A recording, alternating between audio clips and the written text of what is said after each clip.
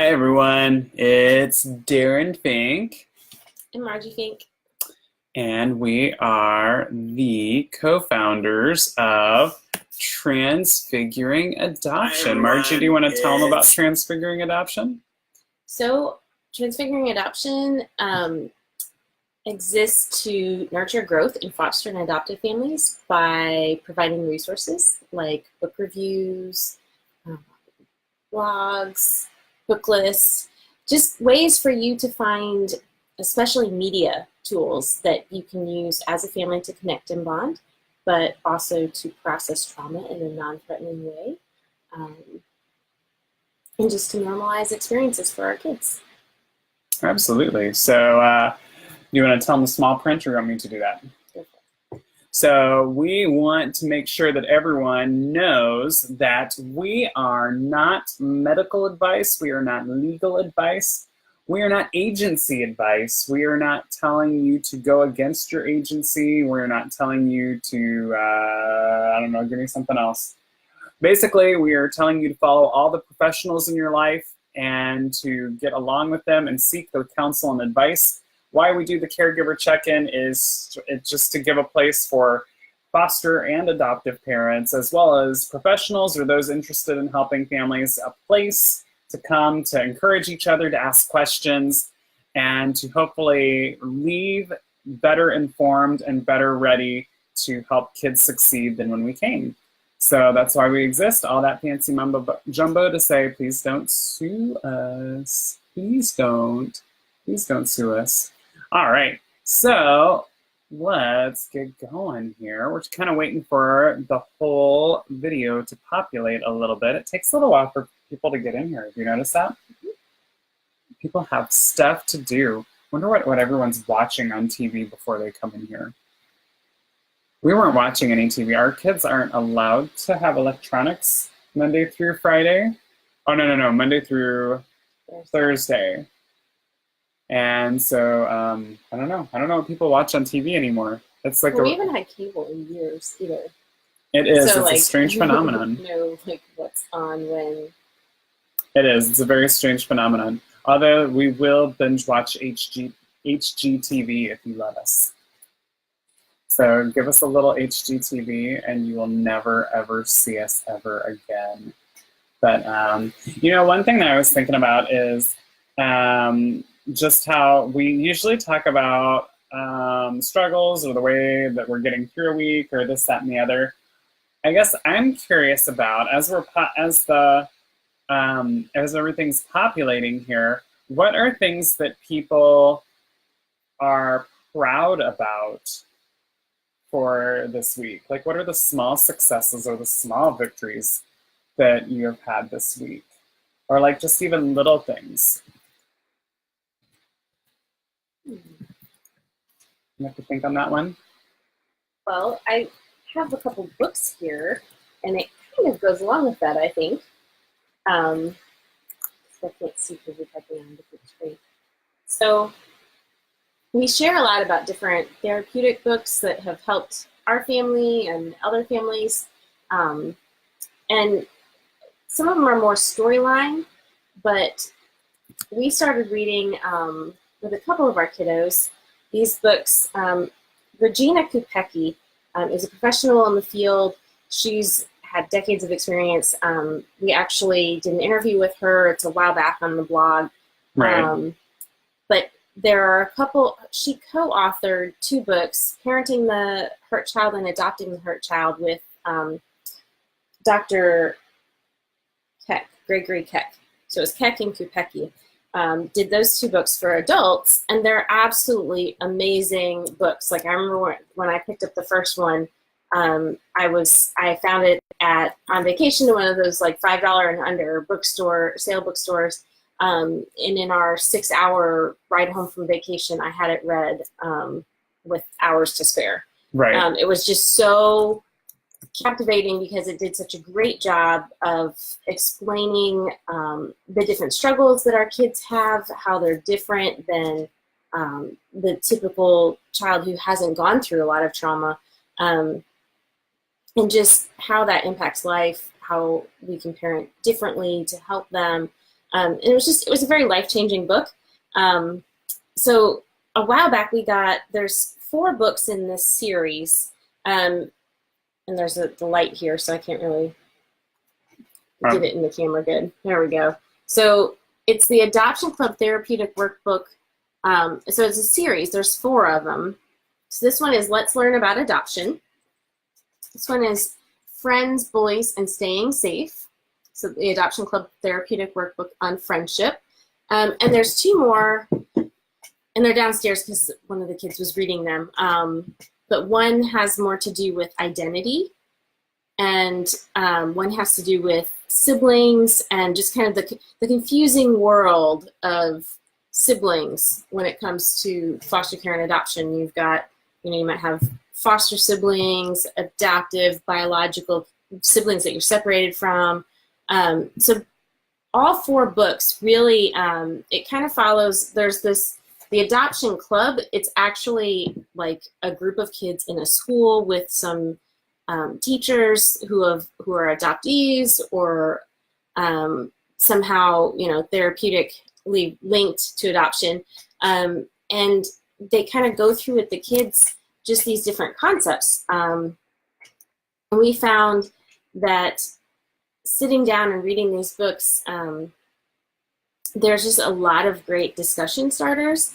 And one of the kids actually said, it was just that the discussion questions were outstanding, and that those questions helped the child to talk about and think about things that they hadn't wanted to talk about before. And the child found that very helpful and encouraging. So I think that was good, because it was just one of those times where we sat down and the 2 kids that participated really, really got a lot out of it. And I think it was really good, just processing time. So that was your small victory? That was my small victory. How was it a small victory for you for this week? Well, like I said, the child found it encouraging. Okay. It was a good time of processing, and I think it was, as our kids get older, they have to kind of rehash stuff, as they're able to think through it as, a more developed child and into adulthood. Ideas change, or just understanding of concepts, understanding of adoption, it all changes. So if you guys are joining in with us, we are just posed the question, what is one small victory you've had from this week? What is one thing? Margie was saying that she read some books with our kids and just was able to have some great processing time with them. And that was a small victory for her. I think mine is even, I don't want to say smaller, but I think it's a great, so we have this inside joke, which it's totally not going to make sense to the rest of you, and I'll try to explain it, but it's not going to bother. So it just has to do with the fact that we call, that we say tomato instead of tomato. We don't say tomato instead of tomato. But it was like a family inside discussion thing, where we're like, hey, we should do something kooky as a family. Not you, but the rest of us were like, we should do something kooky as a family. And we were like, we should say tomato instead of tomato. And this week there's a kitten in our home right now. We just adopted a kitten. A little kitten. Not a little kitten, but it's a kitten nonetheless. So we adopted a kitten, and it's really skittish and really shy. And at some point, someone was asking about if the cat was ever going to stop being skittish, or what was going to go on with it. Why is it being so skittish?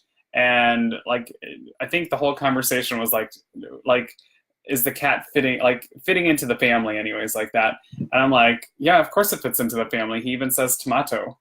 And it was just this totally weird inside joke that no one's ever going to get. But we laughed, and it just made me realize that sometimes I just think that I'm failing as a parent, and I'm not doing anything for bonding or anything like that. But I all of a sudden said that one inside joke thing, and I had the family laughing, and it just made me realize that we have these shared experiences and these bonding things that you guys won't get at all, but our kids thought it was hilarious. It was just a small victory for me, realizing that we've done things to create a family. So well, and welcoming the cat has been fun, and it's been interesting, just everybody kind of reflecting back just, what's it like to go into a home and to not know the noises and not to know the people and things like that. Yeah, so it's been a good revisit. William and Christina are here. Welcome back, you guys. Good to see you guys. Look forward to seeing everyone on Monday. William says that his teen moved in on Friday. That is a small victory. So now you are going through the transition phase of having your teen in the house. That sounds like fun. It sounds like an adventure. And I think it will be. So yeah, congratulations. I'm glad everyone got moved in. Yeah, so we have just the question, if you're joining us, what is one small victory that you've had from this week? And if you guys get a chance as you're moving into the room here and you're joining us, if you wouldn't mind sharing on social media that you're watching, because that'll just allow people to see, more people to join, more people to talk and engage. So, all right. So anyone else have any small victories from the week? Maybe not. Oh. Margie, you said you had some books that you reviewed. So for people that are just catching up and some of the books, can you kind of recap fast without doing the whole thing again? Like what are the books and what do you think of them? Now, you kind of said they were a small victory, but what? Okay, so it's a series of therapeutic workbooks. There's 4 of them, and they all start, the subtitles, the Adoption Club Therapeutic Workbook. And they're all by Regina Kupecki, who's a professional in the field, and who's co-authored 2 great books with Dr. Gregory Keck called Adopting the Hurt Child and Parenting the Hurt Child. But this group of books is for the kids. Targets ages 5 to 11, really. And they're just great ways to kind of help the books themselves. So the Adoption Club is like this group of kids in this school, along with some caring adults, some of them adoptees themselves. And they're all different types of adoption, and it's a very diverse group. So you've got single parents, married parents, transracial, internationally, there's a kinship family, a couple kinship families, I think, foster care adoption. So there's several different, and there's infant adoption, several different types of adoption, several different types of parents. So it kind of reflects that as they all kind of talk about their stories.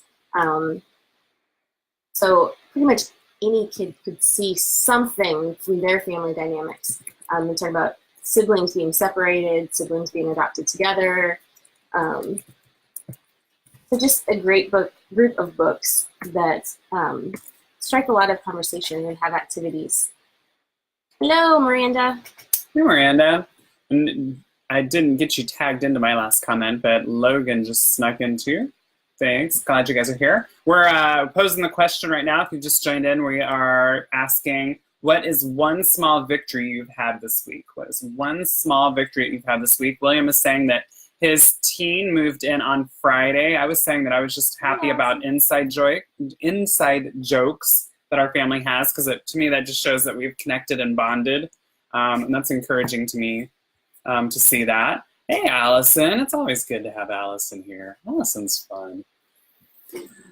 But and then Margie was showing some different books. I wanted to show one book, and I couldn't find the other book, but I wanted to show you guys. The other one we didn't have a paper copy. I think we had a digital copy of it. Oh, we had a digital copy because she had us review it. Okay. Yeah. So we only have one paper copy, I guess. The other one was a digital copy because she had us review it. So we have this great book by Carrie Goldman and Juliet Bond. These are amazing books. There are 2 right now. We're really hoping that a 3rd might surface. There's called Jazzy's Quest. The first one's called Adopted and Amazing. And one reason why I just wanted to throw this out to you guys as a resource is this is a transracial family that is in this book. Jasmine is adopted. She was adopted as an infant, right? I don't remember, actually. No, I don't think, no, she wasn't, because she actually talks about her brother Carlos, and I think she has memories of her brother Carlos. Well, but it's an open adoption. Yeah, it is an open adoption, yes. I think she's Okay. adopted. Okay. All right. So it's very cool. Jazzy's really into Star Wars. So there's a lot of mention about Star Wars. So if you have a kid in your life that's really into like fantasy or sci-fi or anything like that, they can really relate with her. The second book is really cool. The first one focuses a lot on Jazzy fitting into her family. And she is obviously looks very different than her white family. And so there's a lot of struggles and just coming to grips in terms with that. Also it kind of normalizes being an adoptee because it has someone that people can look at with Jazzy. And then she goes to school and she has other friends that have disabilities and different things like that. So it kind of normalizes a lot of things that you don't normally see. There's a kid in the wheelchair. I know, but you just connected adoption and disability. Like that wasn't... That's not what I meant. That's not what you meant. That's not what I meant. But, okay, how about things that you normally don't talk about in a book? This book attacks. There we go. Okay. Oh, I'm so not PC. Put my foot in my mouth. So anyways, the second book, though, is really amazing because she actually befriends a new kid in the class he's adopted and he has a sister who is not.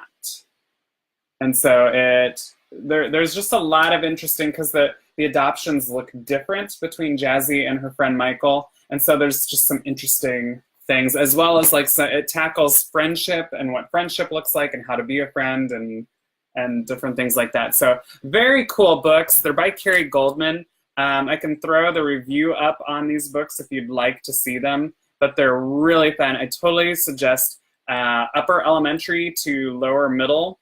I totally suggest you reading with this with your kids and just having conversations with them. Yeah. But it's like not like adoption is the whole plot line. Like it's like kind of a sub thing. It's not. Yeah. No, because it's very like, that's one reason I enjoy the books is there's a storyline and a good story, and Jazzy happens to be adopted. So it's just a really cool, like I said, I think it's like a way it tackles the issues without it being like that is the plot. Right. It's not like it's not like the author set out to be like, I'm going to make an adopted girl and we're just going to make this an adopted, like it's actually a story. So it's really cool. And we've been missing all you guys' comments. Hope you guys have been having fun talking without us. Wow. I know. We just got caught up into Jazzy. No, we just got caught like... up into Jazzy's quest because it's amazing. Christina said, to answer the question, the small victory, she said, this just has not been a victorious week. I hate that. Miranda, my kid's inside joke, eat your muffin. Her way of saying, shut up and try not to get into trouble. Real long story. Those are amazing, though. I love the inside jokes because they just mean that we've bonded with our kids and that we have those experiences that we can have inside jokes, because you can't have those with everyone. Miranda says that they have Jazzy's Quest and bought these after they met us for the first time.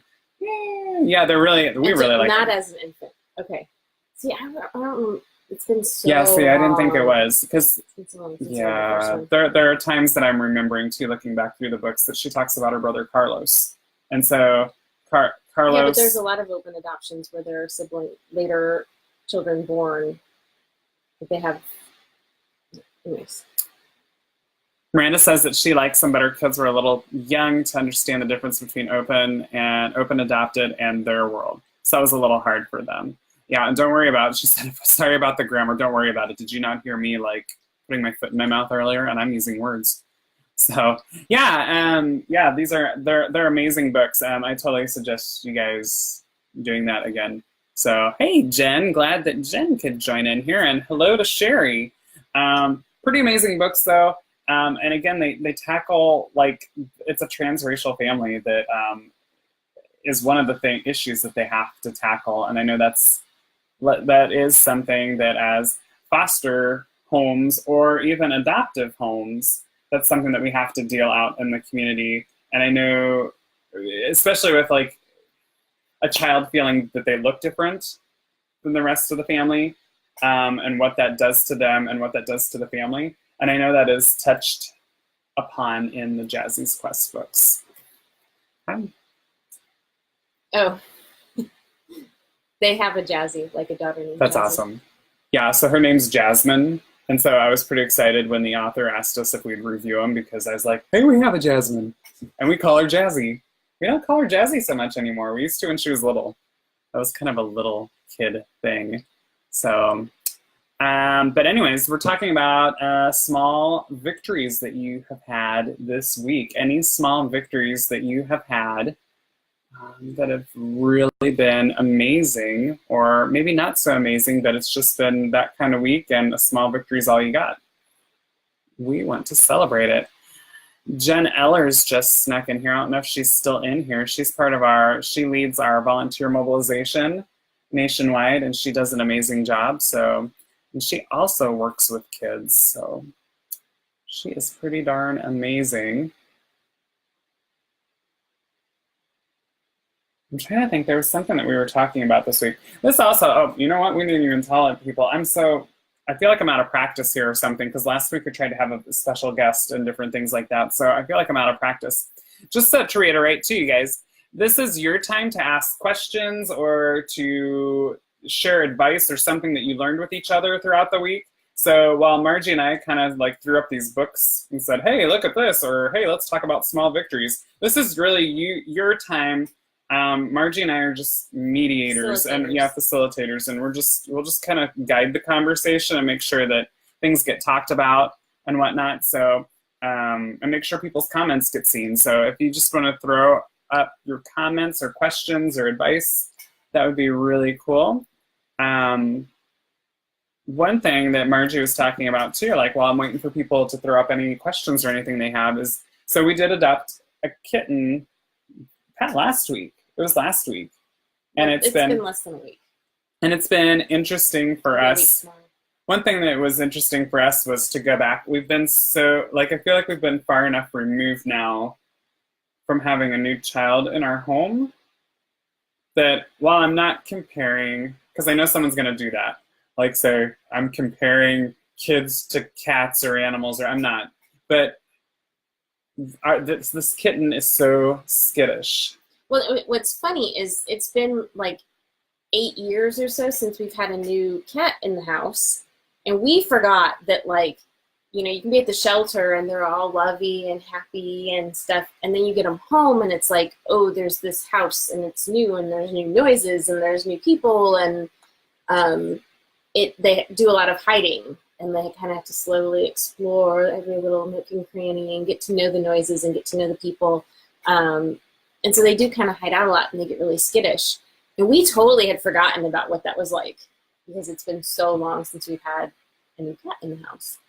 Right. And I think I see a lot of parallels, not exactly the same, but I see a lot of parallels with having a new child into the home, because I can remember times where a child might have put on a brave face, picking them up in the car and talking, and everything was roses and rainbows. And then when we got to the house, it was like, I don't know, just quieter and just more subdued and kind of looking around just to see what's going on. Where's my bedroom?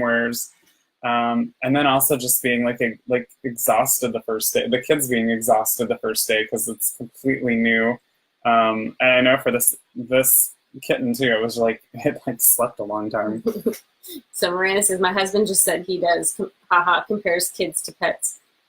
And there are definitely some similarities. Oh my goodness. We just you know, it's like people say, oh yeah, I foster animals. And it's like, there's some comparisons, but that's almost like hugely. Yeah. Well, but it's funny because then when I try to make comparisons, I get nailed for it. But like, I don't know how many people when we go to conventions come up to me and want to talk about how they fostered a puppy, because that's the only experience that they have. So that's how they can communicate with it.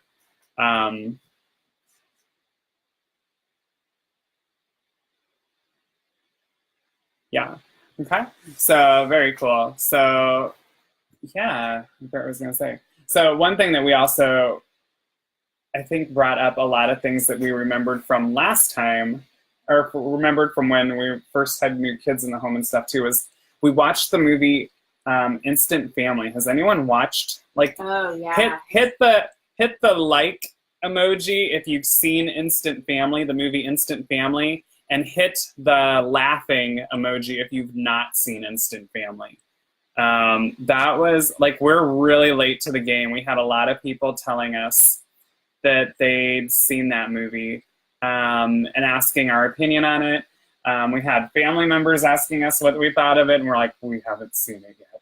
Like, we just can't get to the movies because we've got 6 people, so it's a financial commitment for us to go to the movies. And then we have... Well, and we had been told, too, that it's not necessarily a good movie to bring the kids to or have kids watch. Right. But we watched it, and it was intense and very real, with some very needed comic relief spattered throughout. But a lot of people have seen it. So yeah, like what did you guys? What were your thoughts? So Miranda says, "Not yet. I really want to." Yeah. So yeah, what were your thoughts on the movie Instant Family? Did you feel, without giving it away, because Miranda has not seen it yet, and really wants to, so we're not doing spoilers here. What was your take on it, everyone? We watched it on. We watched it on iTunes. Yeah, so that's what we normally do. So since we have 6 kiddos. 4. Right, 4. 6 people. Since we have 6, like okay, there we go. 6. Yeah, we're not. So we have 4 kids. It's just such a financial commitment, and then not everyone sits through the movie quietly. So iTunes at home is usually the best way to go. Hey, Patty. Hey, Patty. So Yay, Christina says it felt real. Yeah, I think that's an understatement. And if you're joining us, we're talking, we've now switched topics. We're doing both. We're talking about the small victories we've had for the week, but now we're also talking about the movie Instant Family and what people thought about that, how real, how not real it was. Logan said he liked the movie, thought it did a great job of showing the foster experience with warts and all. I agree with that. Miranda says I'm okay with spoilers. We won't spoil too much. I think it did a really good job for me of showing the awkward moments and the scary. There were just times when it hit you with the scary moments of foster care, where and there were parts where they showed up talking to the caseworker and just yelling at her. And while I've never yelled in the caseworker's face, like, I have had those moments in my head where I'm just like, what the bleep were you thinking? You didn't tell us about this. Or like, you know, like, there were some really real moments in the movie, I thought, but they didn't shy away from a lot. Like, they really hit some. And then I wondered too, because they showed how real it was, and I was so impressed that they showed how real it was. But then I thought it was interesting because at the end of the movie they showed up, if you're interested in fostering, and I'm like, huh. So Christina says we cried at times, others were laughing, and we cried when others laughed because it was too close to home. Yes, that. Let's talk about that. There was some awkward, like. There were some real tears, and I'm glad we didn't watch it with the kids because there were times where I was just like. But there were times, I don't know if we laughed, but there were times that I said I don't know if I can keep watching this movie. I'm like, I think we're gonna have to turn it off because I couldn't, because it was hitting really real moments and really close to home, and I'm like, I'm not sure I can, because it's almost like I was having not flashbacks, but I was like, yeah. I'm like, maybe, and like, I'm just like, I can't do this. I can't do it. I can't relive that moment. So Samantha says it was very real, showed some truths about fostering and also what kiddies go through. Yeah, I think it did a good job too of showing the kids' perspective, like not just showing from the adult perspective, but also showing some of the emotions of the kids and just even how I appreciated one moment in there where the and I don't think this is giving away the plot or anything like that, where I appreciated that the foster parents had this moment of, are we breaking up a family? Like looking at. Oh, yeah. Like I started writing a blog, and that's. Like where they dropped the kids off with a visit with mom, and just looking at mom, hugging the kids and interacting, and then just sitting there going, "Are we breaking up a family?" And just having that real. Has anyone else had that moment where you've been to a visit, or you've just in the? I know we had, like, in the middle of the night, just even like maybe the visits aren't even going well, but we've just just sat there and thinking, "Are we breaking up a family?" Well, and not so much just that, but like, is this really the best for the kids? Are we the best for the kids? And then, there really is a lot of just question of, I mean, he kind of says to her when she says, "I feel like we're breaking up the family," he says, "We weren't the ones that removed them. We're not the ones making the decision of whether or not." And there's some truth to that, but there's also a lot of reality of there are situations where there are kids who are removed that maybe shouldn't be, or who maybe, if the right supports had been given, the both parents could have parented, or there's a lot of question in this. I feel like for us, I felt like it was a really good movie. I felt like it was, again, it was hard to watch at times, and like I'm even laughing because, like, Christina's saying yes, flashbacks for sure. Yeah, like I feel like that was rough, but I felt like I was represented well. I felt like my kids were represented well. Like I don't feel like the kids were demonized. Like there were issues, like traumatic behaviors that they had, but I didn't feel like they were demonized and like they're problem children. Like I thought it did a fair enough job, like saying, "Hey, I feel sorry for this child because this is what they've gone through. Like this is their past. This is their well, you know what I mean? Yeah. It's understandable what they're doing and it makes sense." So here's a question then. What do you guys feel? Do you think that the public needs to be more aware of different issues and things that are going on in the adoptive community and in the foster care community? And I guess when I'm talking about adoption right now, I am talking about from foster care because that's what we're talking about, instant family. Although I guess it could apply to any type of adoption. Like I would say that we probably don't know enough about issues that people go through with international adoption. I don't think the public's that aware of that even. Like, do you think? But what do you think? Like, do more of these films need to be made? Do more stories need to be put out? Does the public need to know more about it? I know that one kickback to that is that if you do that and show the reality, people are going to be so scared and can't deal with it that we won't have anyone fostering or adopting, which we can't. There's just no way that we can. I know my thought is while I would love if people could have supports, and I wish adoption didn't have to exist, but unfortunately, there are just circumstances where it has to exist. So Christina says it was just missing all the paperwork. Yeah, that wasn't shown. They didn't show the paperwork. They didn't show the paperwork in the movie Instant Family. Wendy says absolutely no one knows what it's like or understands how difficult it is. Yeah. Right. No, and in the past, it's kind of like media in general, like foster care or adoption, it's all like rainbows and unicorns, or it's like the worst thing ever. And it's usually the foster or adoptive parents, or, it's kind of like got the step parent kind of thing going on in the movies. Like they're the evil, and there are certainly those out there, yeah. But there are certainly good ones, just like with any.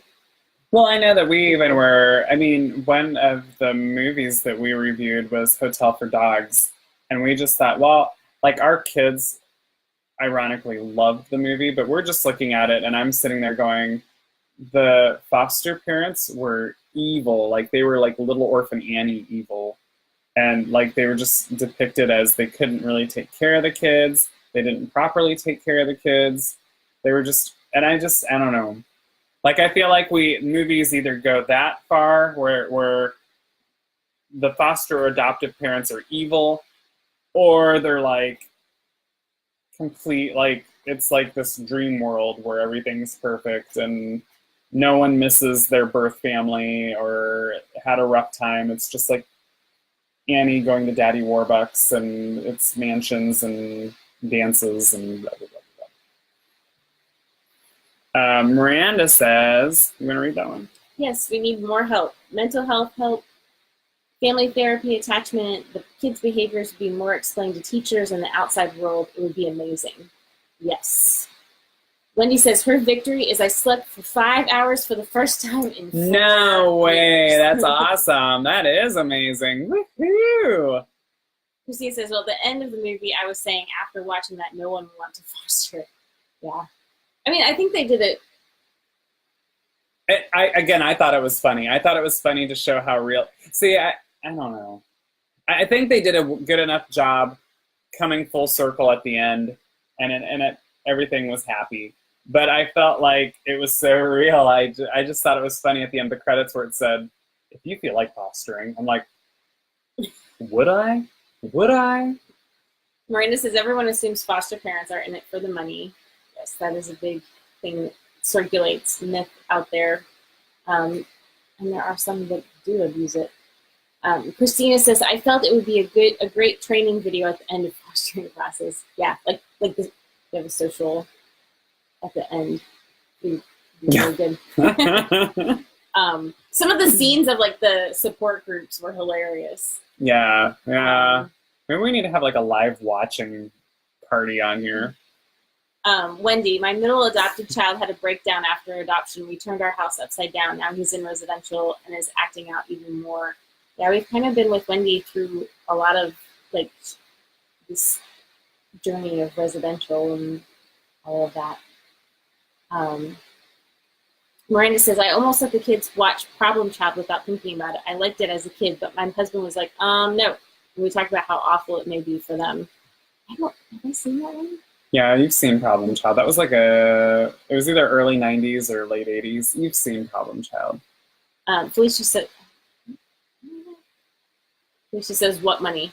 Yeah. Well, and it's funny because we fostered in different states, and there are widely varying differences in different states, depending on like the supports and the subsidies and all that.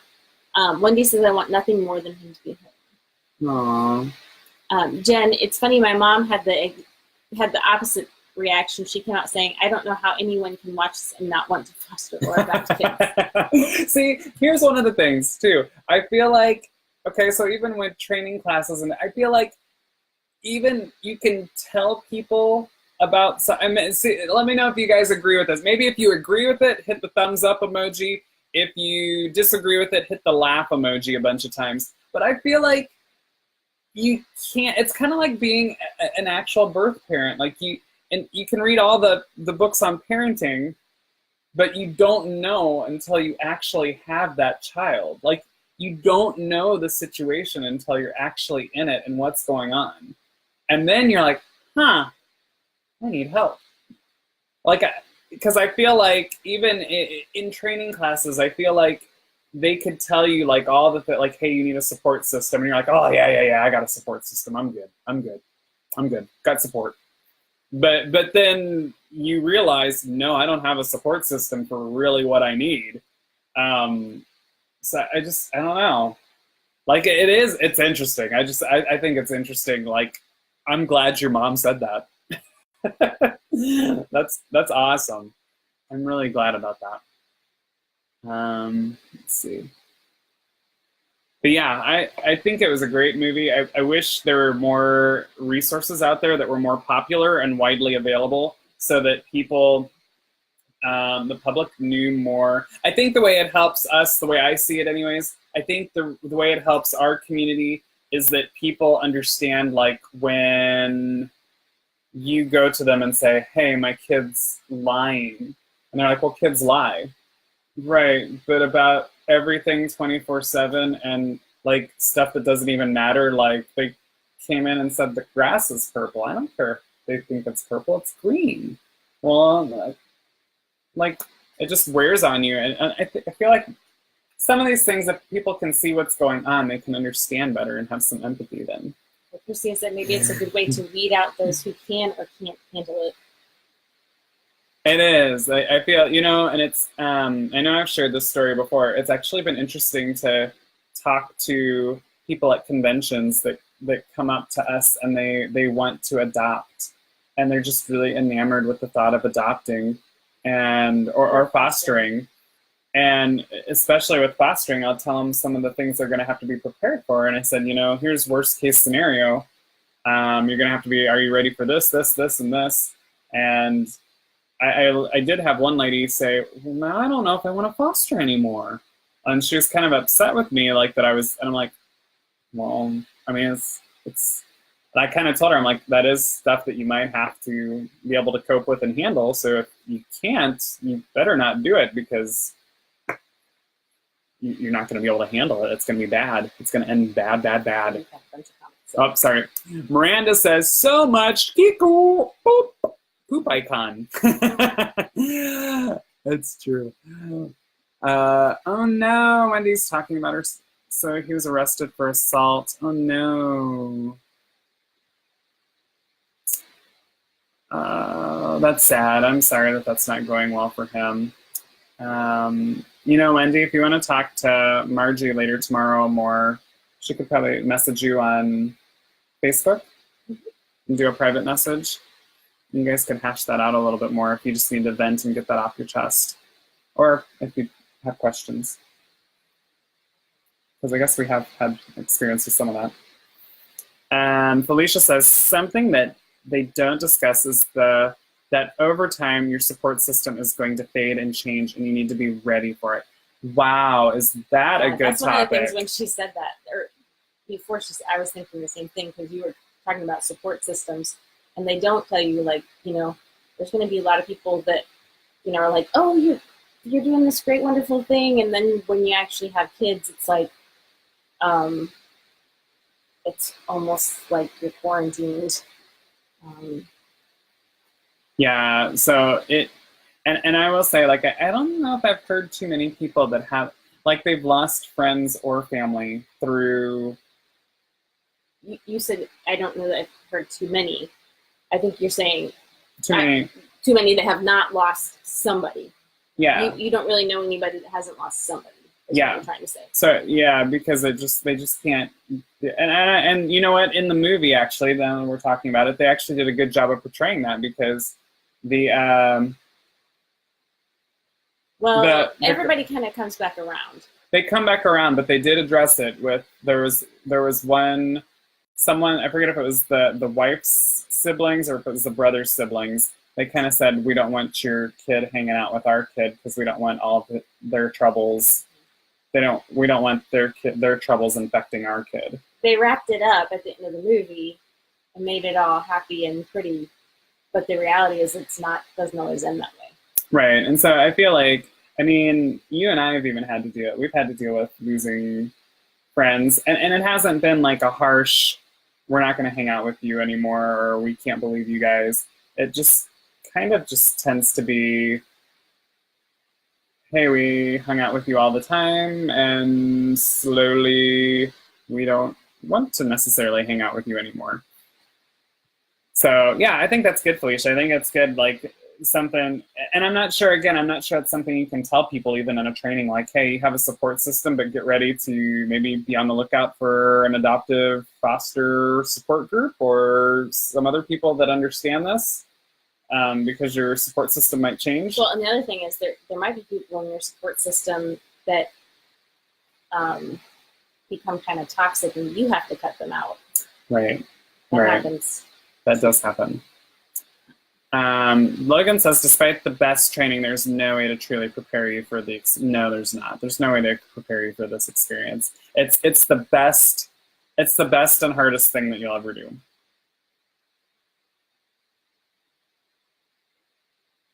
What I missed. Okay, so Wendy says, absolutely, lots of foster parents send kids on their way, but those of us that adopted are shamed. I've been blamed for his behavior because he shouldn't have been adopted.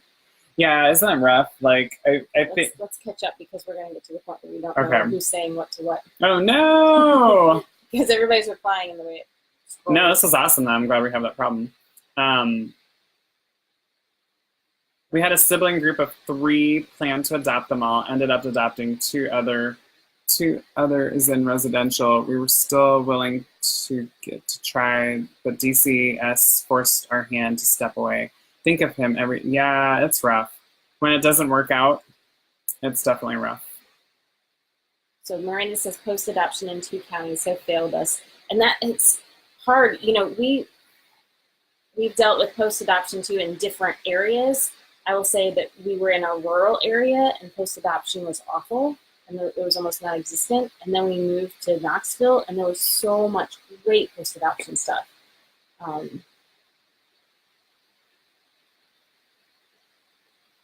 We had Miranda says they had a family issue last Thanksgiving along the same infection lines. Yeah, it's rough. And again, I don't think you can prepare for it because I think before going into, again, people are like, you're going to adopt, that's amazing, that's so, and you kind of think, they're my friends, they're my family, we'll, you know, blood's thicker than, you know, and then, but when the rubber really meets the road, people, I think people get scared.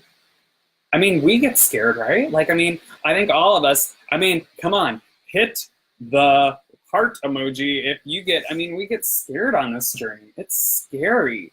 And not because not because of kids' behaviors, not because, I'm not saying that as a negative thing toward our children, but parenting anyways can be scary. And then you add in these other variables that other people aren't necessarily looking at or dealing with, and it's scary. And so I could see other people get scared, and I think it just, they don't, I think the infectious stuff, toxic stuff comes out because they're so scared. And they normally wouldn't say stuff or do stuff that they do.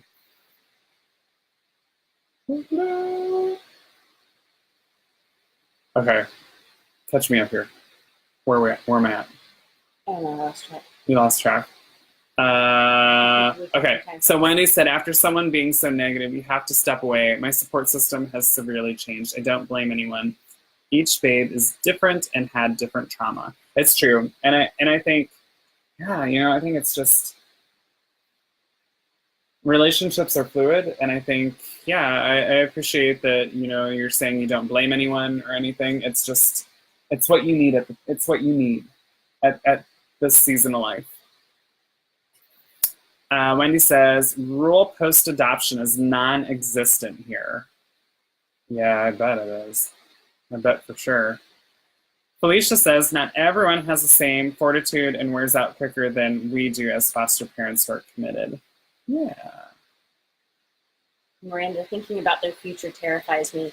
Yeah, and it's funny because you were just talking about other people responding in fear, and I think we've talked a lot this year about fear. It's kind of we as a couple kind of said this is the year of no fear, moving past fear and no fear, because what we see is that fear is a driver in our kids' behavior.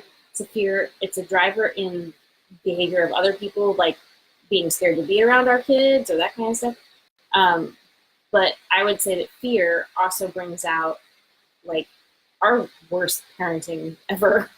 Right. And I feel especially we've seen as our kids have gotten older and their future is getting closer, it's harder to kind of, I don't know, kind of talk about you're parenting to their emotional age instead of their chronological age, but at the same time when they're almost adults and you're thinking, well, I've got to prepare them for the world, and I'm scared, I'm terrified of what's going to happen when they graduate.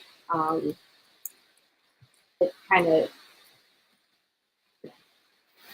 yeah, and I think one thing that helps us a little bit, and I would love to hear what you all do to help you get past that fear of the future, of your child's future, and looking beyond high school and stuff like that. But one thing I think that we've learned to do, and it's not foolproof because we're still trying to figure this all out, is stop the what ifs, I guess it is. Is that what it would be? The what ifs, like the guessing. So saying, like, really walking through, like, okay, well, what if my kid flunks out of school? Then what? And then what? And then what? Well, like, and actually that kind of some of that came from a therapist with the mm-hmm. kids. It did. With the kids with their fears, their anxieties, and kind of like, maybe catastrophizing. That's wonderful word. Actually, you know who it was? It was Leanne, who we tried. She was our guest that we tried. We had technical issues and she couldn't get on last week. She was actually one that walked us through that. Well, so what if that happened? What would happen if that happened? And it's kind of a way of, when talking about like those big fears, kind of going, okay, so if that happened, what would happen? And kind of walking through, and then that kind of deflates the fear a little bit. I don't know if that's the word, but that I'm trying to get to, but it takes away some of its strength.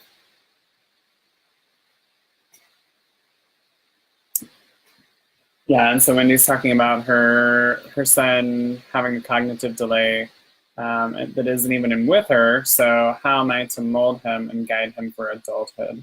Yeah, that is. I mean, that's real fear. Like it's real scary. Yeah, and I can't even pretend to, like, I want to sit here and walk you through okay, well, what if, but I can't. I mean, it's real. Like, I can't even pretend to, like, help you walk through that or anything like that. That's real fear. Yeah, and those are, I mean, there's real concerns that I know that we've had in the past with kiddos with no passing school or not going to college. Like, I think not going to college or let's be like staying on the safe side, on the good side of the law. What if they do drugs, can't keep a job, unwed pregnancy, become homeless? Yeah. Right, and I think the stakes are a little bit higher for us, but I will say, like, when what do you mean? Like, I mean, all this stuff, yeah, like the statistics. You mean, like, statistically, our kids are at higher risk. Right. So I think we want to be really, but I mean, I think we do have to kind of, I think somehow, and I'm not, like, in even Wendy's situation, I'm not even sure what that looks like, but I think we have to force ourselves to ask those, well, what if that happens? Well, I think one thing that's been helpful for us even is to see, to talk to a lot of different adult adoptees who maybe did struggle in their early adulthood and stuff. But and they got to certain places of, quote, success, but just not like, I don't know, because success is hard to define, but like they came to a good place of some sort, whatever that was for them, after kind of a delay or some setbacks. Right. Where, they were adults and they were kind of having to hash out identity or struggling with different things. And I think one thing too that was interesting to me is when I was talking with Anne Heffron, who she's an author and she's an adult adoptee, and she was just even talking about, like, with homework and homework expectations, and not having these homework expectations on kids because their fingers are basically in the light socket. So you're asking them to figure out homework when their fingers in the light socket. And she was very clear. She's like, now don't hear me say that kids shouldn't do their homework or that they don't need to go to school or like, but there's just something different with the expectation. But I think it's the whole what if they don't do their homework today? What if that happens? I mean, that's even a game that we have to play every night. I feel like what if my child doesn't do their homework? What if they do have to go to summer school? What if they don't pass Miranda summer school? says, in Florida, if you adopt from foster care, the kids get free college. I wonder if my kids will even use theirs. I hope they will grow and we can help guide them in some way. Yeah, I mean, we thought, that our kids would go to college, and now we've got 2 that are now adult age who are not going to college. And we always thought the younger 2 would, but there are days now when we think, they might not, and that might not be the best place for them even. But our expectations have changed over the years. Right. So we've had to go there and say, so what if we don't do college? Like, what if they don't? And so it's been like, well, we're going to become a productive member of society and we're going to get a job.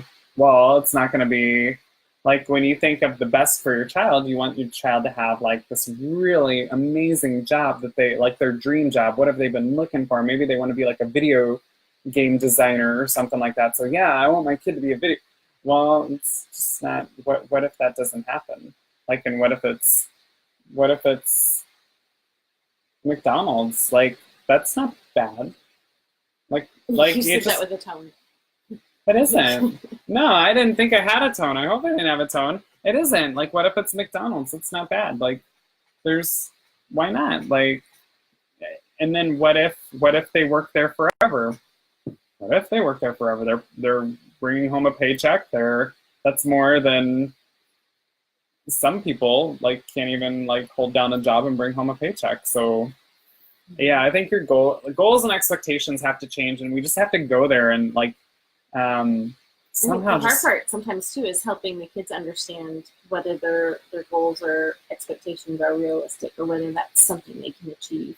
And as they get older, like Wendy's talking about a 15-year-old, we were kind of in some of those places where having an older child who like, I'm going to do this when I get out of high school, and having to really have some real conversations of that there's no reality, like that can't happen.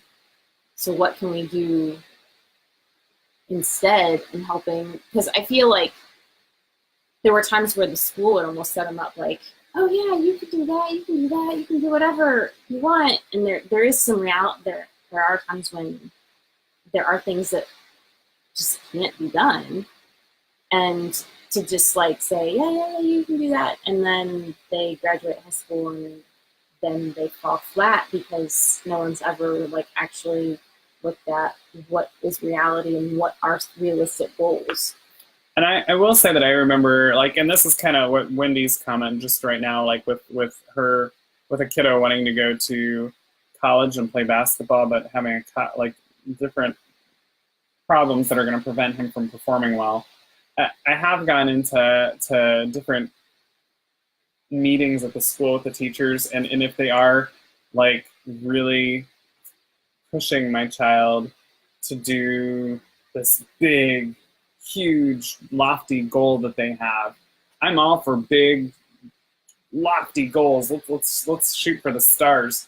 But I will ask them eventually when they're like, yes, yes, yes, to my child. I'm like, how realistic is their dream to become a rock star? Is this something that they can do?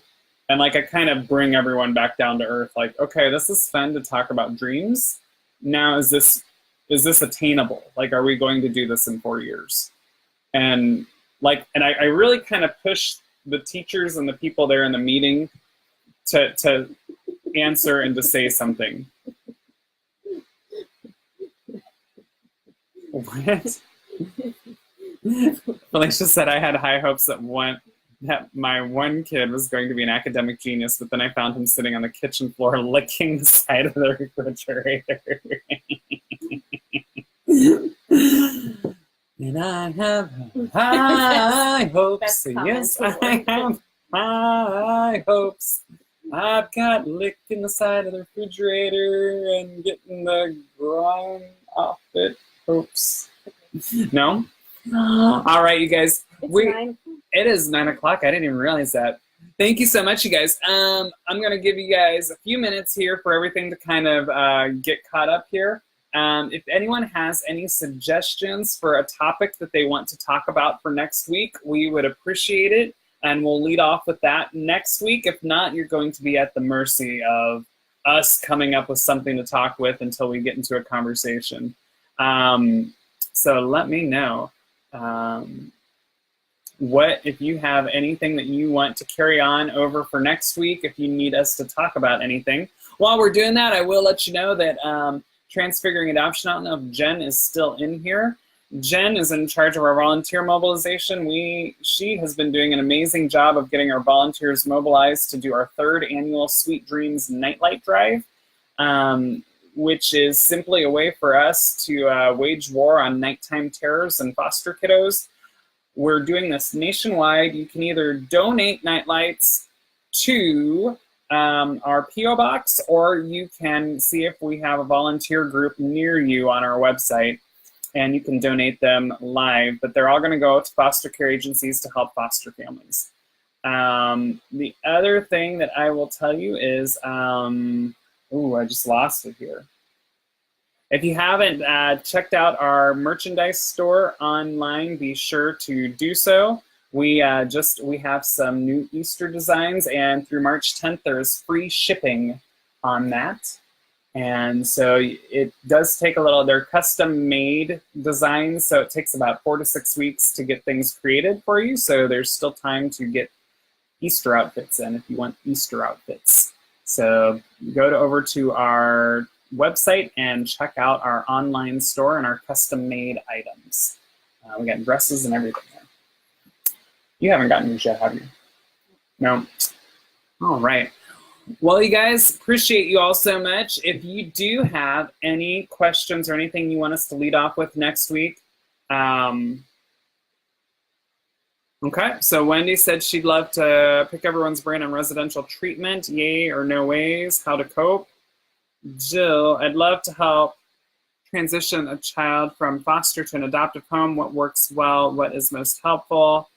How does the foster family break the news they aren't adopting and make the new strangers sound like a better deal?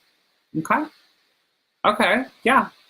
Those are some good topics. We will definitely, can you remember those? Okay. Anything else? I mean, they're right there. Okay. So definitely cool. So we'll lead off with those next week, and we'll discuss those. You all are amazing. We look forward to interacting with you guys and having fun with you guys every week, just because this is encouraging and support for us also. Miranda says along those lines, attachment disorders. Yeah, we might have a couple weeks here. We'll get to what we can and what we don't. Remind us, you guys, and we'll keep talking about this stuff because I think it's all important. So if you guys haven't had a chance, please share this out to everyone that you know so that we can have more conversation next week. And just appreciate y'all, and just want you guys to know that we are walking the journey with you guys. You guys are doing more amazing work and just making the difference in kids' lives more than you know. You really are. So appreciate y'all. Love you. Appreciate you. This is Darren and Margie. We are signing out. Goodbye and good night, everyone.